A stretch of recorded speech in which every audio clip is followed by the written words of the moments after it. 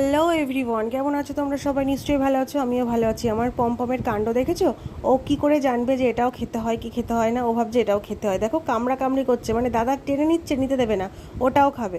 Actually ও কিন্তু ভুট্টা খেয়েছে, ও ভাবছে এটাও এরকম গন্ধ বেরোচ্ছে, বোধহয় এটাও খেতে হয়। তো যাই হোক, ওটা নিয়ে দেখো কামড়া কামড়ি শুরু করে দিয়েছে। আমরা একটা জন্মদিনের ব্লগ আমি তোমাদের সঙ্গে শেয়ার করছি, যেহেতু তুমি সকাল থেকে ব্লগ স্টার্ট করি, তাই এইগুলোও দেখলাম, তাই ভাবলাম তোমাদের একটু দেখিয়ে দিই। দেখো এখানে হচ্ছে জল খাওয়ার কম্পিটিশন।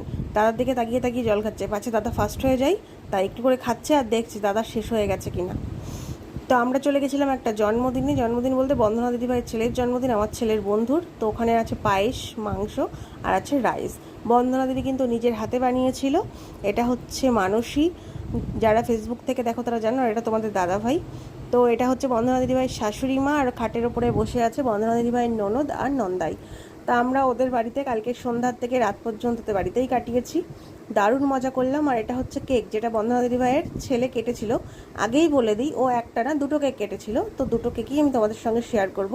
কেকটা কেমন হয়েছে বলো তো? এটা ওদের বাড়ির থেকে ওকে দিয়েছিল। কেকটা কিন্তু খেতে দারুণ ছিল, মানে না বললে বলা যাবে না, গালের মধ্যে দিচ্ছে আর গুলে যাচ্ছে। তো যাই হোক, প্রচুর প্রচুর আনন্দ করে কালকে রাতটা কাটালাম, মানে সন্ধ্যার থেকে কাটালাম। একে একে সবাই আশীর্বাদ সারছিল, যেটা হয় আর কি।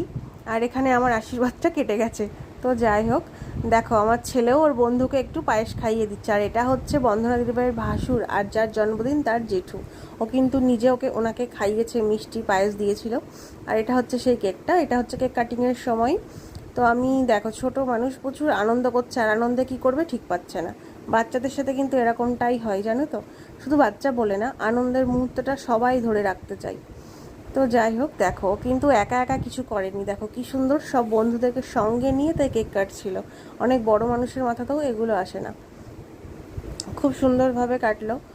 পুরো ভিডিওটা দেখো, স্কিপ করো না, পুরো ভিডিওটা দেখলে ভালো লাগবে। আর যারা আমার ইউটিউব থেকে দেখছো তাদের উদ্দেশ্যে বলি যে তোমরা যে সাবস্ক্রাইবটা কাটো, জানি না কেন কাটো, কিন্তু তারপরেও অনেকে সাবস্ক্রাইব কেটে দিচ্ছে অযথা, আর ছোটো ক্রিয়েটারের মনটা ভেঙে যায়। আমি বললাম না দুটো কেক আছে, দেখো এই কেকটাও কিন্তু দারুণ দারুণ ছিল, মানে দুটো কেকই এত এত দারুণ ছিল, না বললে বোঝানো যাবে না, সরি, না খেয়ে বোঝানো যাবে না। তো যাই হোক, প্রচুরবার এডিট করতে গিয়ে ভিডিওটা কাটা হয়েছে, তাই জন্য আর কাটতে চাইলাম না, ভুল হচ্ছে সেটা সমেত দিয়ে দিলাম, তোমরা একটু মানিয়ে নিও।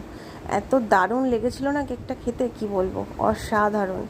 ছোট যে কেকটাকে দেখছো, ওই কেকটা আরও বেশি ভালো ছিল, দারুণ ছিল, দুটো কেকই অসাধারণ। তো দারুণ একটা সময় পার করলাম আমরা। আমার ছেলে তো কালকে দুপুর থেকে ওদের বাড়িতেই ছিল, তুমি বন্দনা দিদিভাইয়ের ভিডিও যারা দেখো ফেসবুক থেকে তারা দেখেছো।